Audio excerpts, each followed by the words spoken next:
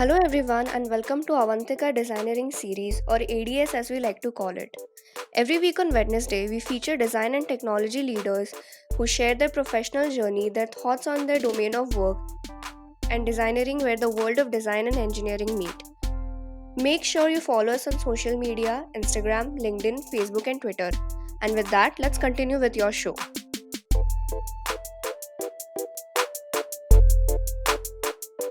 Humans are rational beings, but we are also driven by emotions. The last decade has witnessed an ever increased interest in emotional designs, particularly for developing more engaged user experience. Emotional design is about creating aesthetically pleasing and functional connections between users and the product so that the users love using the product. It can drastically impact the success of a product and hence directly impact an enterprise's bottom line. But how can the designers articulate positive emotions in their designs and provide an immersive experience?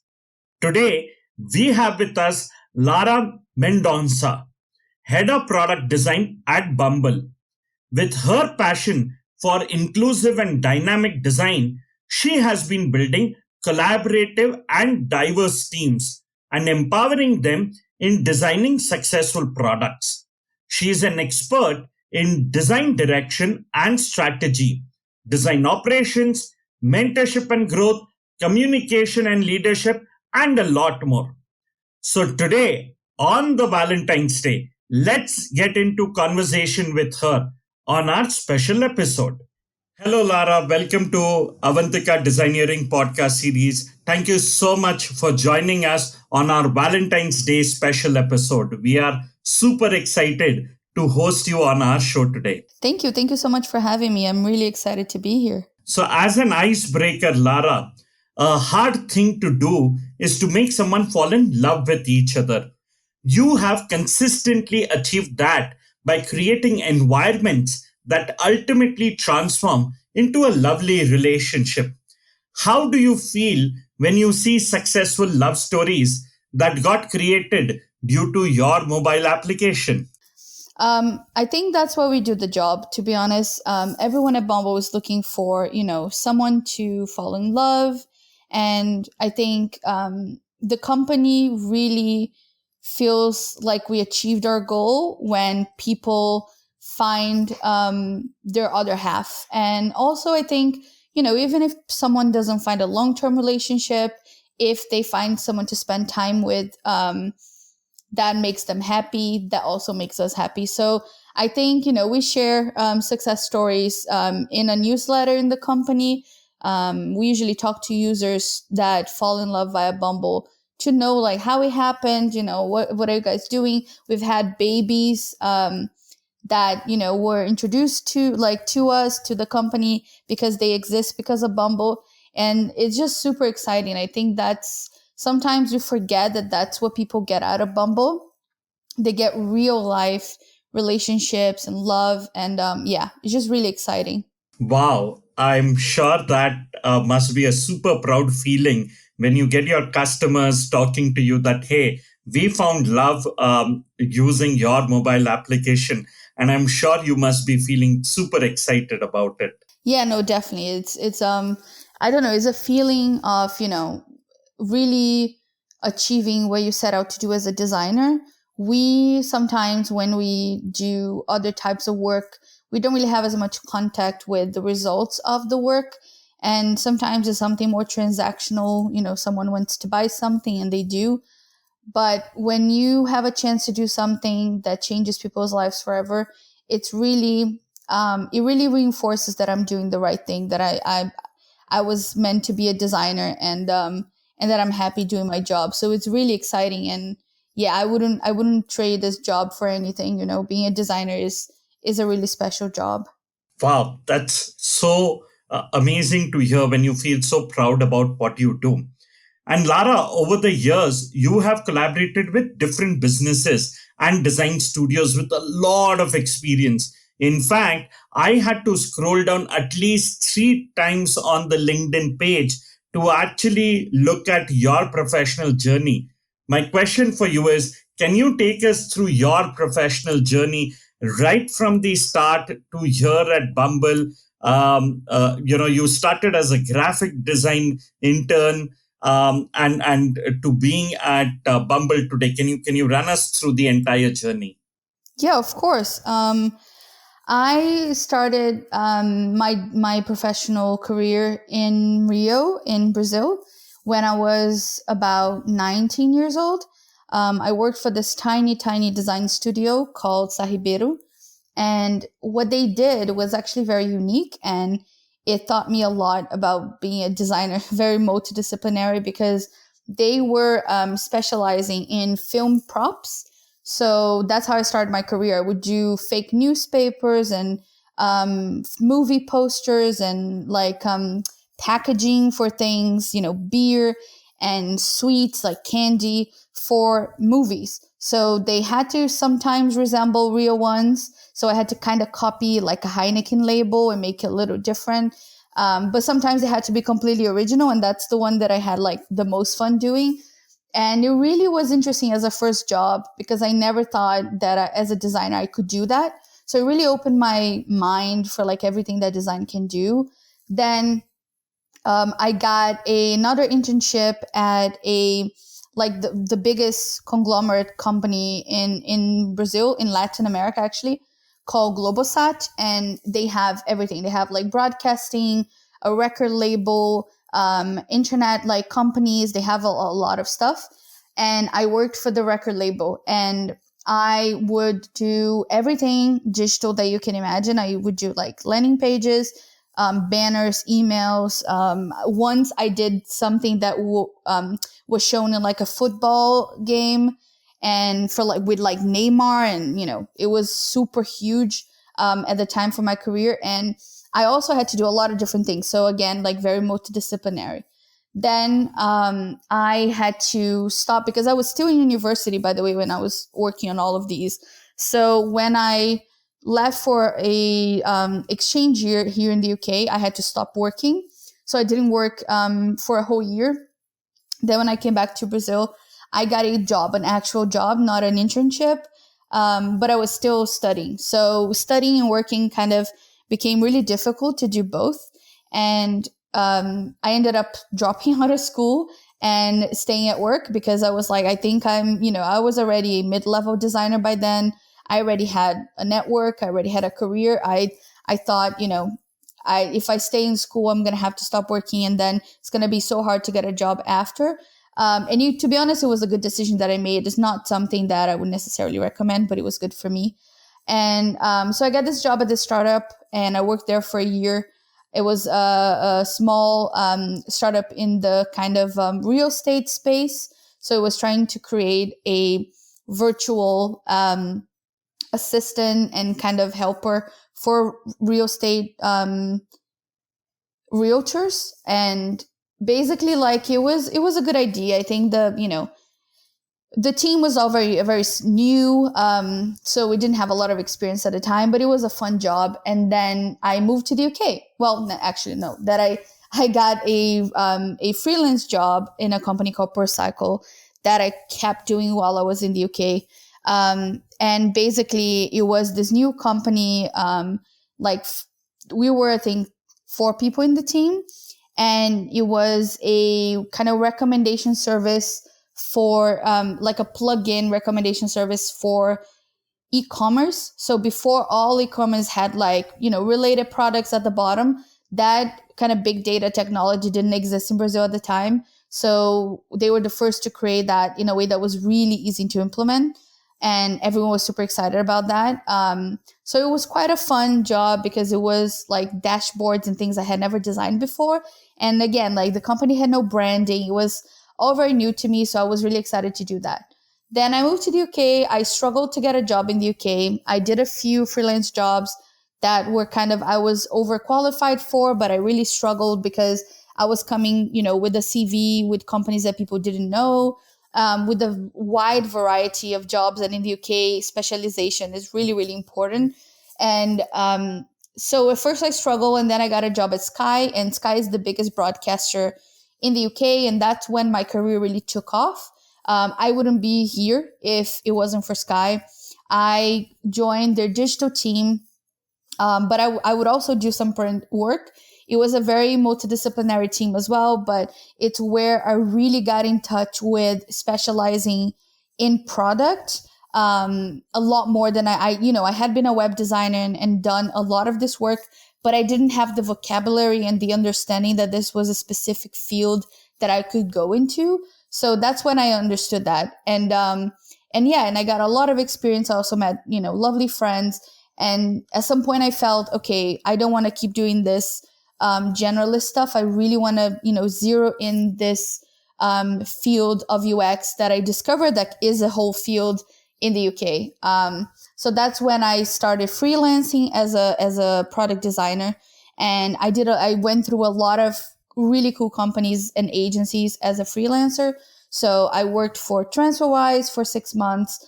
I also did work with agencies doing websites for HSBC and websites and products for HSBC, and also the new kind of UK platform for Mitsubishi, and a bunch of other really cool projects. And I was able to really get a good knowledge of the market, of the options I had. I worked with companies of very different sizes, and I understood where in the scale I wanted to go next. So after almost 2 years of doing that, I got a little tired of the freelance game. I think, it was really good for you to get that quick experience, but I wanted to belong to a team. I wanted to go into leadership.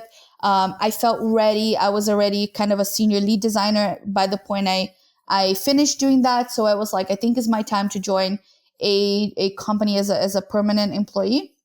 So I joined a little startup called Plum Guide. They were doing really well in the UK and in the US. They are basically similar to an Airbnb, but what they do is they test every single home on the platform.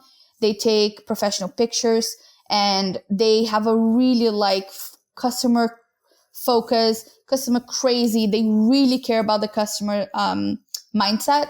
And it was really important to me to understand that was possible, that I could do a job where, talking to people and understanding their needs was my day-to-day, and it wasn't special or, every once in a while. So I really loved working there, and it was a really, really small team. When I joined, it was just me. And when I left, I felt like I was ready to try the other side, to go on a bigger scale, something that I had never done before, working kind of a company as big as Bumble. So I was approached by Bumble. I wasn't necessarily looking for a job. But I knew Bumble. I knew the story of Bumble from, Whitney Wolf left Tinder because she was sexually harassed, and then she started her own company. But Tinder tried to buy Bumble in the past. And I knew all of that from hearing in the press. And I also knew, from using Bumble, that it was a product that it felt really genuine. And then I was like, sure, I would love to interview for Bumble. And the process was what really sold it to me, because people, first of all, I spoke to so many women. I had never spoken to so many women in a professional capacity before. It was great. But also everyone was really mission driven. Everyone was so clever, at the top of their game. And I thought, I need to join this company. There's no way. And I ended up joining it. And since then, working at Bumble has been an amazing challenge. We went public today, so I couldn't be more excited about the future. And that's it. I would say that's my story. Wow, that's super inspiring, Lara. It's a story that is connected with a purpose. It's story connected with such a lot of passion and determination in your journey. I'm quite sure that it's been an exciting one. So, Lara, moving to my next question, you have developed and motivated inclusive and dynamic teams to design successful products and turned dating from being the ultimate target to a journey for you and your team to reframe multiple processes from the very beginning of the application to messaging experiences. Can you tell us about the challenges you and your team encountered during this entire process? I think, first of all, in the kind of inclusive and dynamic teams, this is something that I'm very passionate about. And I think part of that, part of working at Bumble and what you said about kind of the challenges of designing this entire experience, having a diverse team, having an adaptable team, a passionate team, a mission-driven team really helps with that, because people are aligned around the same goals. They have a similar belief, kind of relentless belief that we're doing something important here. And that to me is something that if you don't have that as a team, you're not going to be able to do good things together. So one of the things that I think we started to do was do more effective collaboration. So we started to, influence more of the decisions of the company. That was something that I really wanted to do, because I believe design can do that. We can achieve change and we can do better work if we listen to designers, if they bring their perspective. So I brought design closer to product and research and marketing. And I'm really proud to say that, they now have great working relationships and do good things together.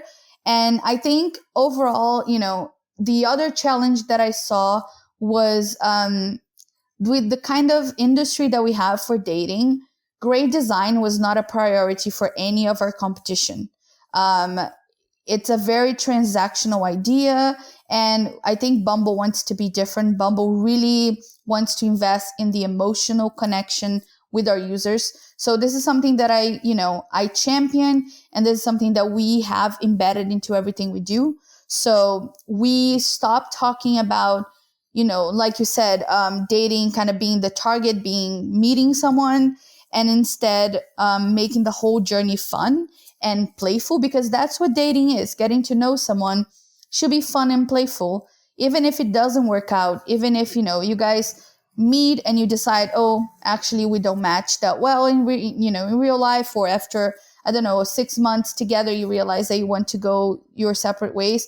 That is life. That's what happens in life. But the whole time, if you're having fun, that, you didn't lose anything, you gained something. So that's what we want dating to be, online dating to be.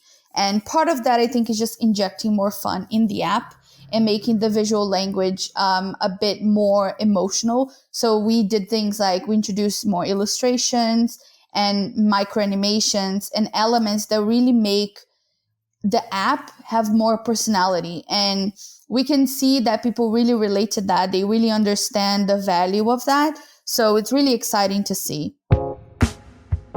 Hey, did you know Bumble, the dating app promoted by Priyanka Chopra and marketed by Serena Williams, just raised $2.15 billion after increasing its IPO price twice.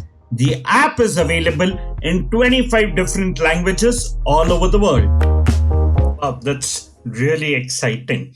In fact, Lara, Bumble is a social networking app that strives to provide the most inclusive and inspiring way to communicate with millions of users around the world. While we talk about Bumble, the story, can you also talk about the company's work culture, especially the design team's work culture? I think the work culture on the whole of Bumble, it's very unique because, like I said, I was not used to going to rooms with very important people and seeing people who reflect who I am. I was used to going to a room with just men, and I would be the only woman in any sort of leadership role in a company. And that was pretty normal to me. So being able to see a very diverse group of people, different ethnicities, different nationalities, different genders, sexualities, beliefs, religions is just really refreshing, because that's what reflects humanity. And we're designing for everyone. We're designing for the whole of the human race. We don't limit, Bumble is only for this. So for us to reflect that inside a boardroom or a meeting room, it was really important. And I think that's in itself reflects the culture that I saw, when I was in the office. Now, unfortunately, we're all remote, but in the office, in person, you could walk around and you would see every kind of person, and it was super interesting. And in the team itself, I think we have a real culture of psychological safety. That's the most important thing for me. I always say that, being an effective team and a high quality team, all those things are really important. But at the end of the day, a job is a job. And you as a person you're more important than you as a worker.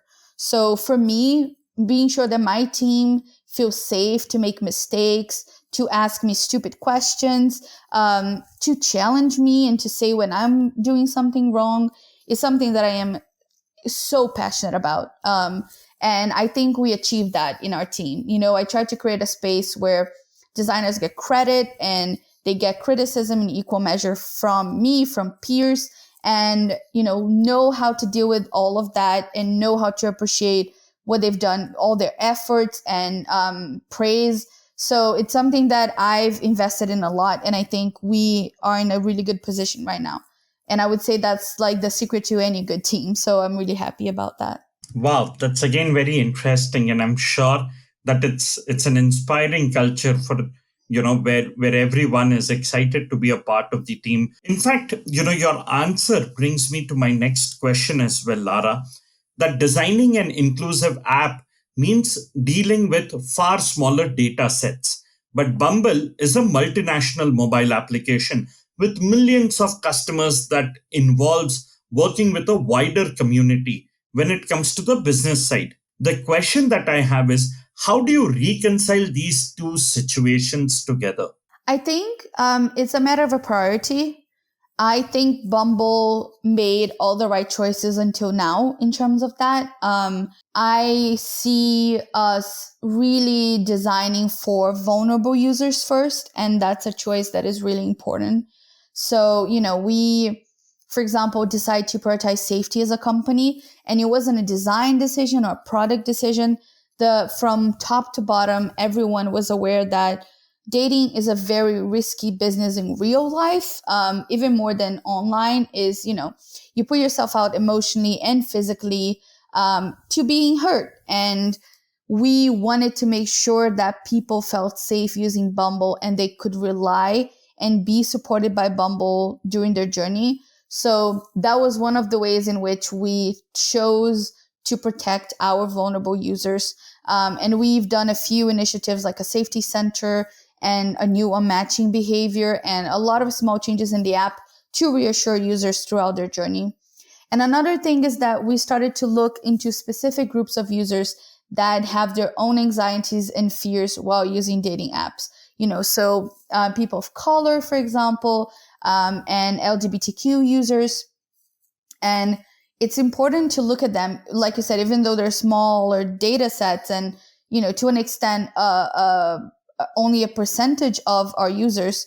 Because I really believe that if you're designing for more vulnerable users, you're designing for everyone else, because you will be covering a lot more cases and you have a lot less unintended misuse if you cover more people who are more vulnerable in your platform versus people who are less vulnerable. So that was a choice that everyone also made in the company, to look on purpose to those communities and see how we could do better for them and really focus on that. So although it's not an easy choice and we make it every day, I do believe that Bumble is being able to balance those two sides, the business side, the growth side, with the mission-driven side really, really well. Super. And Lara, now moving from your journey and from Bumble to your area of expertise, the world of design. And when we talk about the world of design, the concept of falling in love with the design and happy customers isn't a new phenomena. And when it comes to digital products, many people want to interact with digital devices the same way they interact with other people. The question that I have for you is, how can we articulate positive emotions in our designs in order to provide immersive experiences? I think the secret to that is, well, I mean, it's not easy. It's not like, oh, there's a secret recipe. But I think a big part of that is thinking about what the user is thinking. So reflecting their mental model. So if they relate to, machines and software and apps, how they relate to other people, that's the secret to mimicking that relationship, is to really observe and absorb how they interact with other people. So this is something that we do, and this is something that I really believe makes a difference. Is, interactions should feel natural, they should feel organic, and they should also feel like real life. The more transactional and artificial it is, the less the user will understand that as part of like their life.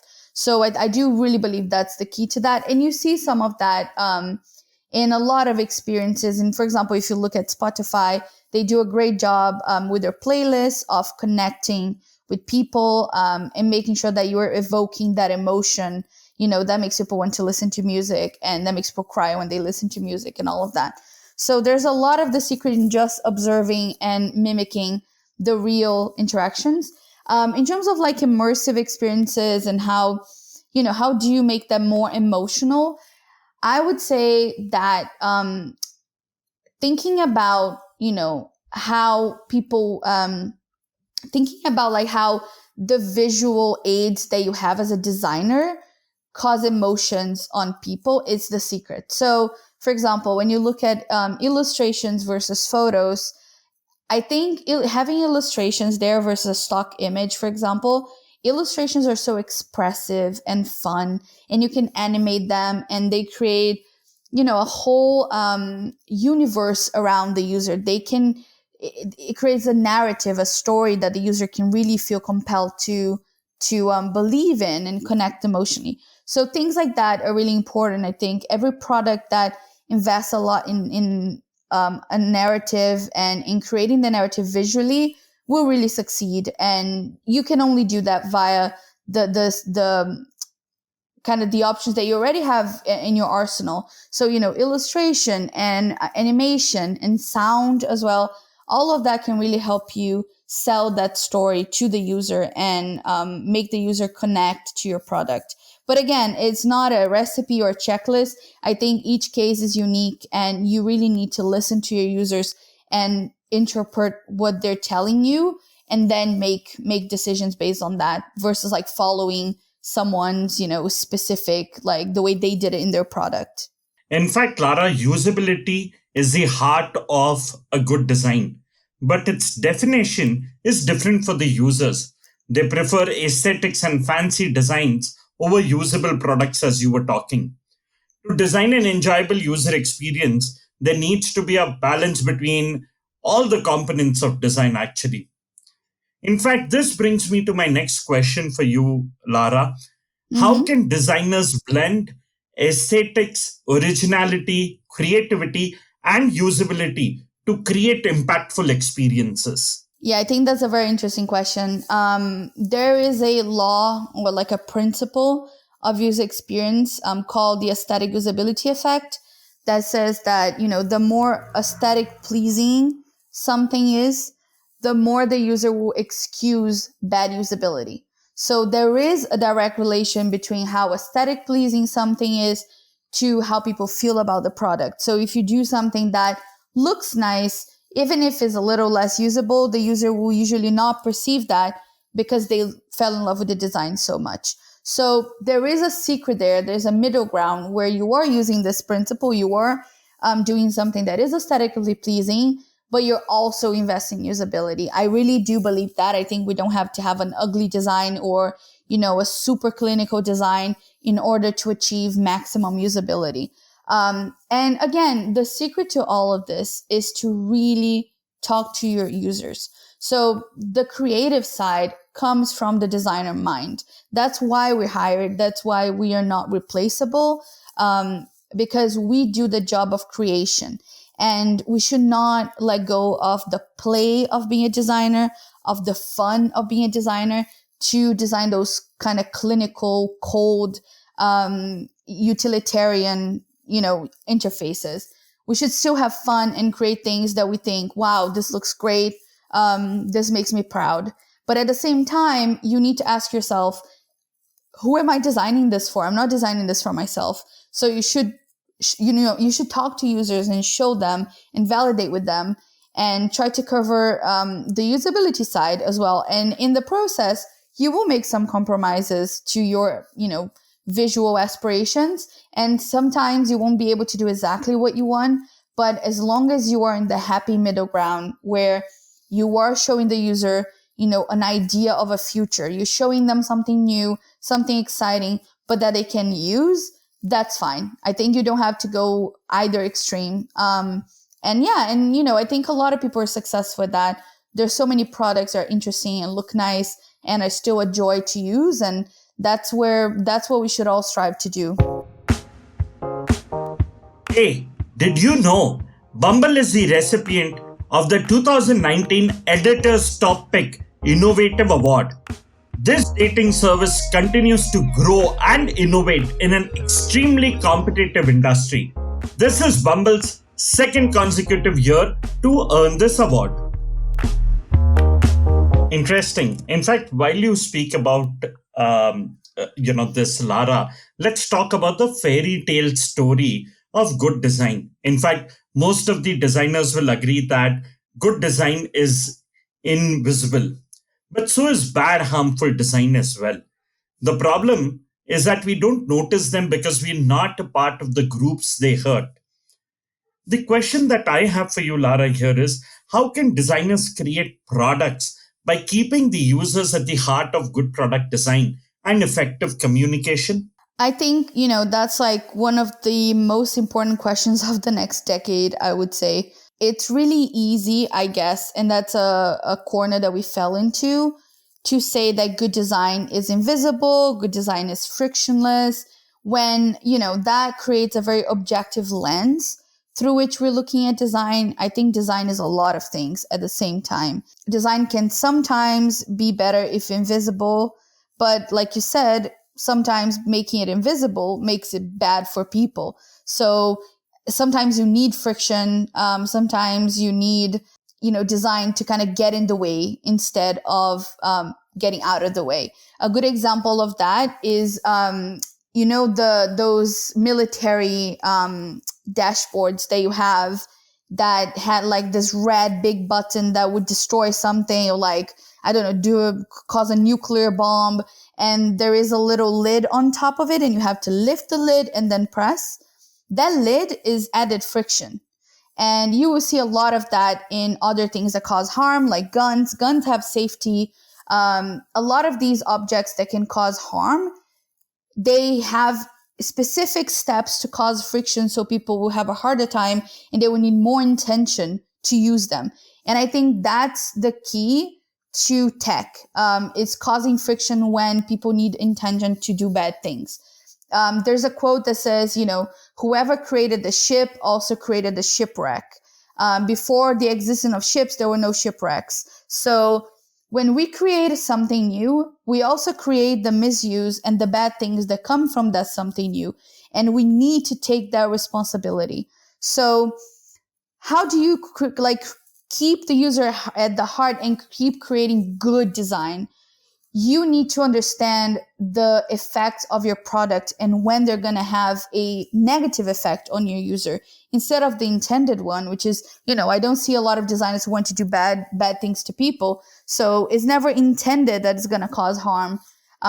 But we as designers, we have the responsibility to understand the possibility that it is going to cause something bad and to address that via more friction, via, just like outright stopping that from happening and thinking of a different solution. And that's really, I think, the next frontier of design is really taking that responsibility and accountability. So for me, it's all about processes in place and frameworks and an understanding and a team that is diverse as well, so they can have a different points of view to be able to even see those missteps and those risks and address them before you release something, before the damage is done, not after. I think that's the secret to just creating good things, just creating positive impact in the world.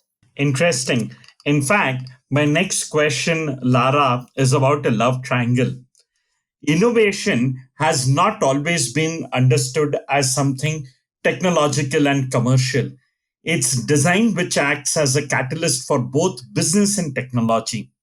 Or we can say that design, technology, and business are a part of the innovation love triangle. My question is, how can we blend the sensibility of design, the feasibility of technology, and the strategy of business to drive innovation? I think, to be honest, like the key is in the question, because design in itself is innovation, but no one can build anything alone. I think that's the secret. And that's something that sometimes designers don't like to hear, but it's the truth.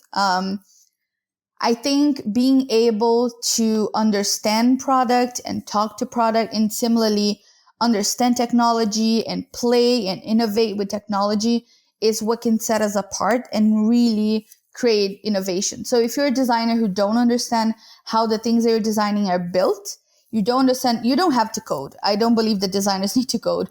But if you don't understand, what is React Native, what is the kind of native languages that iOS is using, Android is using, or web is using, and how design systems work on the code level, and all those things that we talk about all the time.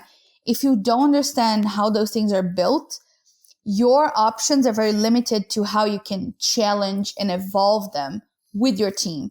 So as designers, we unfortunately are in a position where we have to know a little bit about everything, because that's how you really bridge that gap. And similarly with product, I think the more we understand each other and this kind of triangle of people know of each other's capabilities and talents, the further, and also trusts it. Like we really need to trust that we each bring different things to the table. The more we do this, the better the result's going to be. So, having a great working relationship, but also having the trust to really push it and really do things that are out there, they're new, they're risky, in a good way, risky in the way that, might be risky for the business, but not for the people. That might be risky in terms of wow, this is so out there that it might test terribly. But if it does test well, we achieved something great here. That's the spirit that you should go into your job every day, is about really pushing for a vision of the future. And you cannot do this alone. So yeah, you really need to trust your partners. And I love to work with tech and business people. So it makes me really happy that kind of design is getting closer to them. Wow, Lara, the conversation with you is so interesting, exciting. There's so much of learning with the conversation, but unfortunately, we need to come to our last question. And we just hope to keep in touch with you and keep, talking all sorts of such conversations with you, Mm-hmm. which I'm sure that our listeners would also love to talk to you. So here is my last question for you. At Avantika University, we coined the term designeering, which is the base ideology that we operate on. We talk about the blended approach of design and technology coming together, and that is where we call it designeering. The question that I have for you is, do you see the blend of design and engineering in your field and your process? And what do you think is the impact of this blended approach? I think that's a really interesting question. I think, to be honest, this approach depends on a lot of things. So I think, like I said, I think designers and engineers, they can keep being different people, or they can be the same person in a company. But beyond that, I really see a symbiosis between these two practices. So the closer we get to designing, um, using tools that design and build at the same time, the closer we get to what being an engineer is. So, before we used to use Photoshop, which was very visual based. Then we moved to Sketch. Now we're using Figma. And each of those is a step closer to development. And in a similar way, developers are using things that are bringing them closer and closer to design, like design systems, for example. They are understanding more and more of what makes design so important. And I think that at the end of the day, regardless of title or what you do, when you sit down in a chair and work, is what really, really kind of is changing the field. So I love this idea of designeering. I think it's a great next step, I guess, for design, because if you think about architects, for example, they understand the construction at the same time as they understand the visual side and the kind of living in, interacting side of what they do. So I really hope that one day designers can be like that, and they can really own kind of this expertise around how things are built and why, and the best way to build them. So I'm all for it. I really believe that, and I think it's great that there's a movement in the industry to push for that. Wow, thank you so much, Lara, for sharing your experience, your thoughts with all of us, all our listeners. I'm sure that all of them are going to have a lot of learning from this conversation. Thank you so much for joining us on our show on Valentine's Day. Wish you and everyone in your team, everyone on your mobile application, a very happy Valentine's Day. And yeah, let's spread more love around in the world and make it a better place to live in. Thank you so much for joining us. Thank you. It's been a pleasure. Really happy to do this.